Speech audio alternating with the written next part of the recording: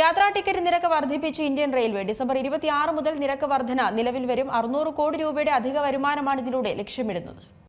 യാത്രാ നിരക്കുകളിൽ പുതിയ പരിഷ്കാരവുമായി ഇന്ത്യൻ റെയിൽവേ രംഗത്ത്. ഏകദേശം 600 കോടി രൂപയുടെ അധിക വരുമാനം പ്രതീക്ഷിക്കുന്ന പുതിയ പരിഷ്കാരങ്ങൾ ഡിസംബർ 26 മുതൽ പ്രാബല്യത്തിൽ വരും. എന്നാൽ സാധാരണക്കാരായ യാത്രക്കാരെയും കുറഞ്ഞ വരുമാനക്കാരെയും ഇത് പ്രതികൂലമായി ബാധിക്കില്ലെന്നാണ് വിവരം. പുതിയ ഉത്തരവ് പ്രകാരം ഓർഡിനറി ക്ലാസുകളിൽ 215 കിലോമീറ്ററിന് മുകളിലുള്ള യാത്രകൾക്ക് കിലോമീറ്ററിന് 1 പൈസ വീതം അധികം നൽകണം. മെയിൽ, എക്സ്പ്രസ് ട്രെയിനുകളിൽ നോൺ AC ക്ലാസുകളിൽ കിലോമീറ്ററിന് 2 പൈസയാണ് വർദ്ധിപ്പിച്ചത്. 215 കിലോമീറ്ററിന് താഴെ യാത്ര ചെയ്യുന്നവർക്ക് നിരക്ക് വർധനവ് ബാധകമല്ല. അതായത് നോൺ AC കോച്ചിൽ 500 കിലോമീറ്റർ ദൂരം യാത്ര ചെയ്യുന്ന ഒരാൾക്ക് 10 രൂപ മാത്രമാണ് അധിക ചെലവ് വരിക.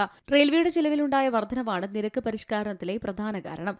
നിലവിൽ ജീവനക്കാരുടെ ശമ്പള ഇനത്തിൽ മാത്രം 1,15,000 കോടി രൂപ റെയിൽവേക്ക് വേണം.